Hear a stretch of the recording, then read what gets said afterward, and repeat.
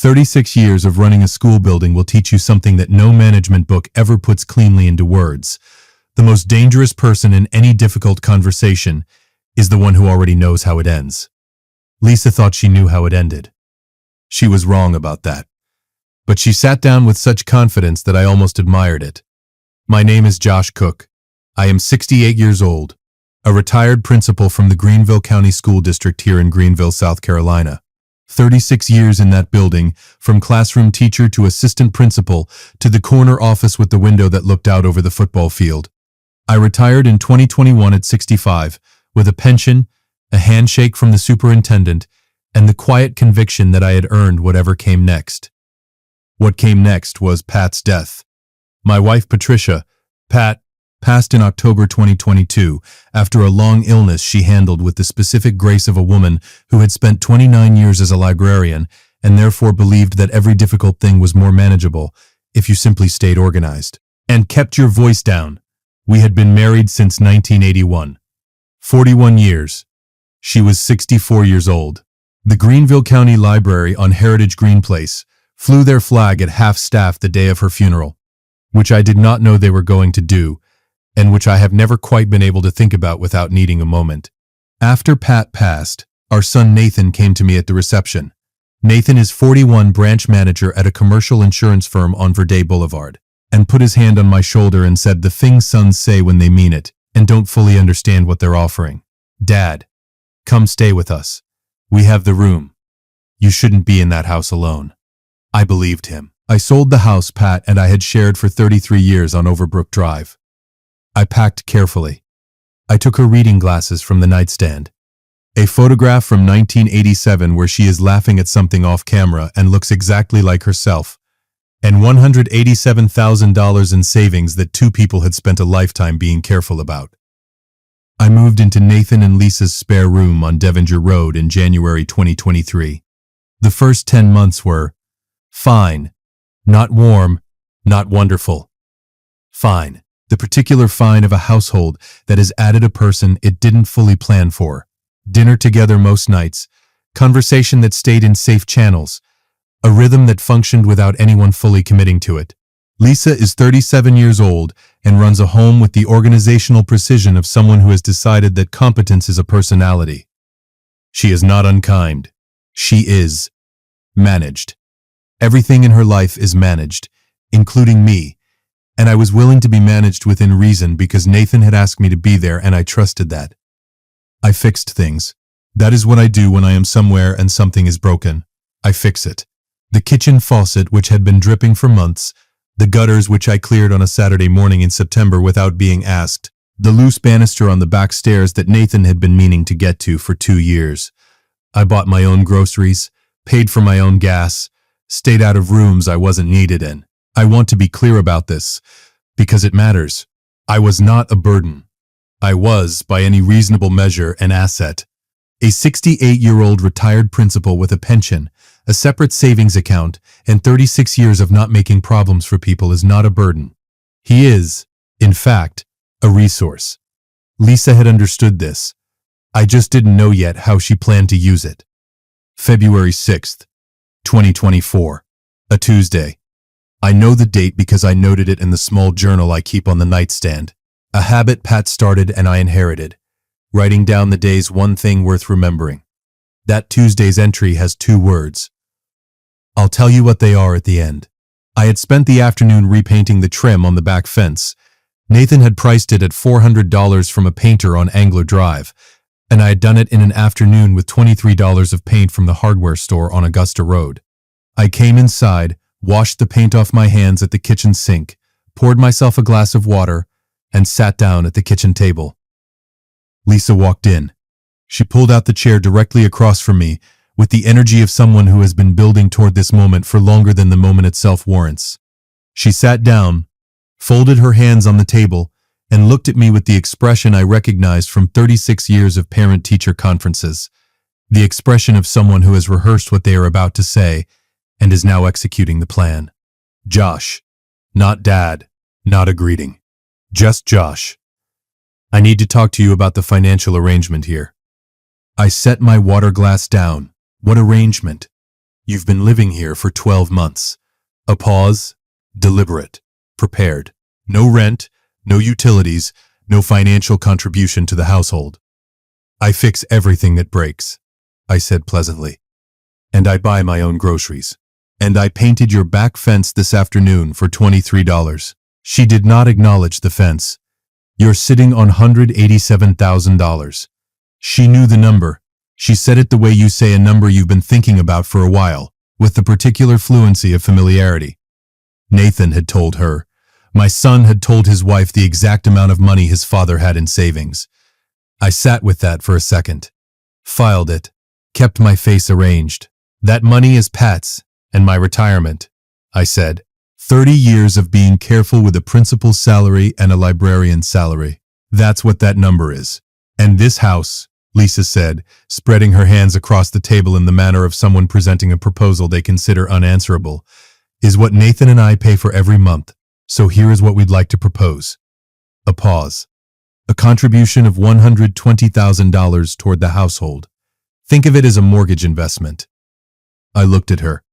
Or, she added, and 36 years of watching people deliver ultimatums taught me that the or is always the part they practiced most. You find somewhere else to live. Outside, a car moved slowly down Devonshire Road. One of the Cooper's friends was shooting a basketball in the driveway next door. I have managed parents who screamed, parents who cried, parents who threatened legal action over report card grades. I have handled school board members, union representatives, building inspectors, and one genuinely memorable facilities dispute involving a leaking roof and a very firm position from the district office. I know what a power play looks like. I know what it sounds like. I know what the person running it expects the other person to do. They expect you to panic, or plead, or negotiate from a position of fear. I did none of those things. I finished my water. I rinsed the glass, placed it in the drying rack, and looked at Lisa evenly. Thank you for letting me know, I said. Then I went to my room. I heard her call after me. Josh, we should finish this conversation. The conversation was finished. She just didn't know it yet. I sat on the edge of the bed with Pat's photograph in my hands for a while. Well, I told her, looks like I'm going house hunting. I could almost hear her asking about the square footage. I did not make any decisions that night. I am 68 years old, and I did not spend 36 years running a school building by making decisions at 9 in the evening when my blood was still warm from something. I slept on it. The next morning, I called Ray Dollard. Ray is 70 years old and spent 22 years as my assistant principal at Woodmont High School before he retired and moved to Taylor's 8 miles north of Greenville. He has a pickup truck, an inexhaustible supply of bad jokes I have been pretending to find tiresome for decades, and the loyalty of a man who has been through something difficult alongside you and decided that makes you permanent. He picked up on the second ring. Ray, I need Beverly Cross's number. A pause. Bill's realtor Beverly? Unless you know another Beverly Cross who sells houses. Josh, what happened? I told him. Concisely. Because concisely is how I tell things. Another pause. Longer this time. She gave you an ultimatum. With a spreadsheet energy, yes. And Nathan was not in the room, but he told her the number, which means he knew what she was going to do with it. Ray was quiet for a moment, in the way that old friends are quiet when they are deciding whether to say the thing they are actually thinking. Then, you doing okay? I'm looking for a house, I said. So yes, Beverly Cross had 4 listings in my price range by Thursday morning. Cash purchase, no contingencies, which is the advantage of being a 68-year-old retired principal with $187,000 in a separate account that nobody else has any claim on. I walked through 3 of them that weekend. The first 2 were fine in the way that things are fine when you are looking for something you haven't named yet. The third one stopped me. A 2-bedroom Craftsman on Crescent Avenue in the North Main neighborhood of Greenville, 8 minutes from Devonshire Road. The porch needed repainting. The kitchen faucet was loose. Apparently, I am a magnet for those. The backyard had a mature dogwood that was just coming into bud. But that is not why I stopped. Pat and I used to walk Crescent Avenue on Sunday evenings. Before she got ill, before the last years, We would drive to North Main and walk the neighborhood in the particular way of two people who are not walking anywhere specific, but are walking together with purpose. She had pointed at houses on that street more than once. Not wistfully, not with longing, just with the appreciation of a woman who loved a well-kept craftsman and wasn't shy about saying so. I stood on the porch of that house and looked at the dogwood in the yard, and sat with it for a moment. Then I called Beverly. "Make the offer," I said. "Cash. Whatever they're asking." Beverly called back in 2 hours. "Josh, it's yours. I want you to hold on to that word. Yours." At 68 years old, after a year of spare rooms and managed dinners and someone else's mortgage and a Tuesday afternoon ultimatum about money I had spent a lifetime earning, having something that was genuinely, legally, completely yours felt like the first full breath I had taken in 12 months. I told Nathan that evening. He was in the kitchen when I walked in, and the look on his face when I said the words, "I found a place. I'll be out by the 1st of March," was the look of a man who had known this was coming and had talked himself into believing it wasn't. "Dad, you didn't. I found a good place," I said. 8 minutes from here. You can bring the kids on Saturdays." It was just a proposal. He shifted his weight. Lisa didn't mean it as an ultimatum. I looked at my son.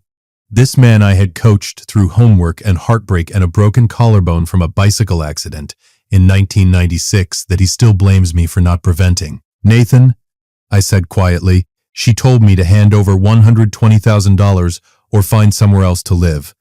We both know what that is." He looked at the kitchen counter. "I'm not angry," I said, and I meant it. "I'm just going home." Moving day was March 2nd. A Saturday, Ray came with his truck at 8 in the morning, an unspeakable joke about retirement communities ready before he'd even put it in park, and we loaded my boxes in an hour and 40 minutes. I did not have much. That is one of the clarifying gifts of moving into a spare room. You bring only what matters, and after a year you know exactly what that is. Pat's photograph, her reading glasses, the small journal on the nightstand, my books, my tools, my clothes. A coffee maker that has outlasted 3 kitchen remodels and shows no intention of stopping. Nathan carried 2 boxes to the truck, then stood in the driveway with his hands in his pockets, while Ray and I did the rest. Lisa did not come out of the house. I noted that without judgment, some people cannot face the result of their own decisions while it is still in motion.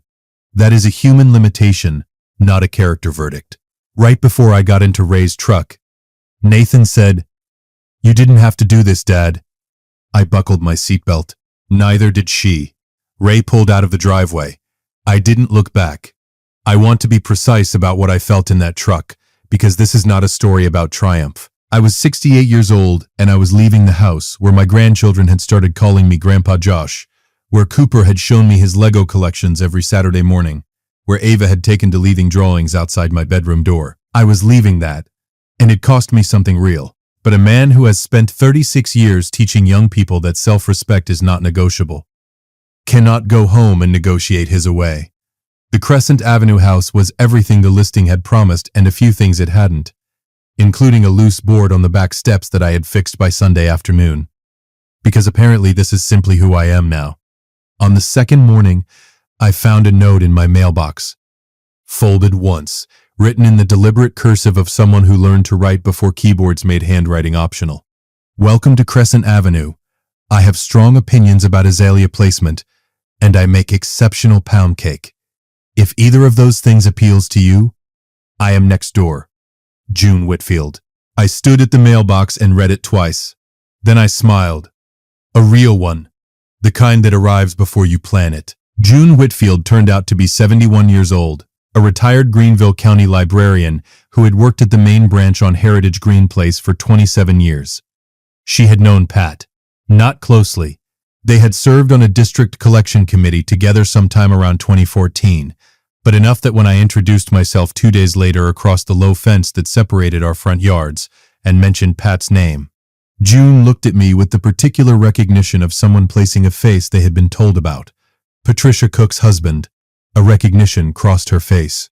"She talked about you. She said you fixed everything in the house yourself and pretended it wasn't impressive." A pause. She was right that it was impressive. I liked June Whitfield immediately. Pat had good judgment about people, and Pat had apparently vouched for me, and that was sufficient. June's note went on the refrigerator that afternoon. It is still there. The first week on Crescent Avenue I kept to myself, the way I do when I am somewhere new, getting the rooms right, learning the sounds the house makes at night, identifying what needs attention and in what order. Ray came for dinner on Thursday and declared the house significantly better than Marcus's guest room, which I accepted as high praise. The second week, June brought pound cake. She set it on the porch railing without knocking, a move of considerable social confidence that I recognized and respected, and left a second note underneath it. Oven temperature matters more than people admit. This one is correct. She was right. It was correct. I settled into Crescent Avenue with the particular ease of a man who has finally stopped holding his breath. And then, 3 weeks after moving day, on a Saturday morning in late March, my phone rang. Nathan's voice had none of the careful management of the Devenger Road months. It was stripped down to something younger and less composed. Dad, I need to talk to you. Go ahead. We lost the Harrington account. A pause. It was our biggest commercial client, $280,000 in annual premium. The renewal meeting didn't. I mishandled the renewal, and they moved their business. My regional director is involved now. My bonus is gone for the year, and the branch numbers are... He stopped. Dad, we're in a difficult position. I sat in the kitchen chair on Crescent Avenue and looked at the morning light on the backyard dogwood. I had known this was possible. Not this account, not this week, but the shape of it. The credit card statements I had glimpsed moving off the counter during my months on Devenger Road. The conversations that stopped when I walked in. Nathan had been managing something he didn't want me to see. This was what he'd been managing. What do you need, Nathan? We need help. Dad, I know what Lisa said was wrong. I know that. And I know you didn't have to leave. And I know what I should have done when she had that conversation with you. And I didn't do it. And His voice caught. I'm asking for help. I hear you, I said. We could really use... Nathan, I'm going to say something and I need you to hear it clearly. My voice was the voice I used for 36 years when something important needed to be said without confusion. I love you. I love Cooper and Ava. That has not changed and will not change. What has changed is that I live on Crescent Avenue now, in a house that is mine, and my savings are mine, and that is the arrangement going forward.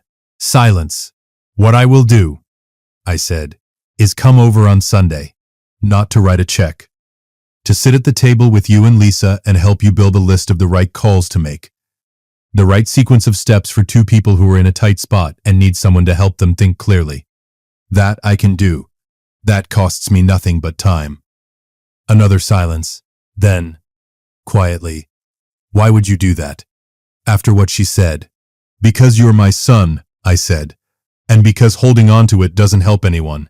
But Nathan, the help I'm giving you is my time and my experience, not my savings. Those are mine. Are we clear? A long pause. Yeah, Dad, we're clear. Sunday at noon. I'll bring lunch. Sunday was quiet. Nathan opened the door before I knocked. He had been watching for me, which I noted without comment. Lisa was in the kitchen. She turned when I walked in, and the expression on her face was the particular expression of someone who had been practicing an apology and was now deciding whether to give the rehearsed version or the real one. I waited. She chose the real one. Josh. Her voice was careful and unguarded at the same time. What I said to you in February was wrong. Not just strategically wrong. Wrong. You had done nothing but help this family, and I talked to you like a line item. I'm sorry. I looked at her for a moment. I appreciate that, I said. I accept it, and I'm not here with resentment, Lisa. I'm here because Nathan's my son, and because Cooper left one of his drawings outside my door on the day I moved out, and I've had it on my refrigerator next to June's note ever since. Something in her shoulders released. We sat at the table, the same table where she had delivered the ultimatum with her hands folded and her proposal prepared, and I spent 2 hours helping them see their situation clearly. Not rescuing, not writing checks, helping two people in a difficult position identify the correct sequence of steps, The conversation Nathan needed to have with his regional director. The budget line items worth cutting first. The timeline for stabilizing the branch numbers. The short-term options that didn't involve asking their father for money. I did not write a check. I did not offer to write a check. And nobody asked me to, because we had been clear about that on Saturday morning, and Nathan had apparently relayed the clarity to Lisa. At the end of the afternoon, Nathan walked me to my car. He put his hand out for a handshake. A Nathan thing. Formal in the particular way of men who feel things deeply and don't know what else to do with their hands. And I shook it and held it a second longer than a handshake requires. "Thank you, Dad. Take care of your family," I said. "And call me when Cooper's baseball season starts. I have opinions about his swing that he has been ignoring for 2 years." Nathan laughed. The real kind. If you've been listening for a while and want stories like this to keep coming, it really helps if you hit that like button and subscribe. 97% of people never do. But it's what keeps this whole thing running. So, thank you. Now I want to say something directly to everyone listening. Because there are things in this story that matter beyond what happened to me. The first is something most people do not know. When an elderly parent moves into an adult child's home, even without a lease, even without any written agreement, they have legal residential rights. In South Carolina, a person living in a home by permission of the owner is considered a licensee. Removing them requires proper written notice to vacate, typically 30 days, before any legal action can be taken. Lisa's ultimatum, hand over the money or get out, was not only wrong, it was legally uninformed. I knew this.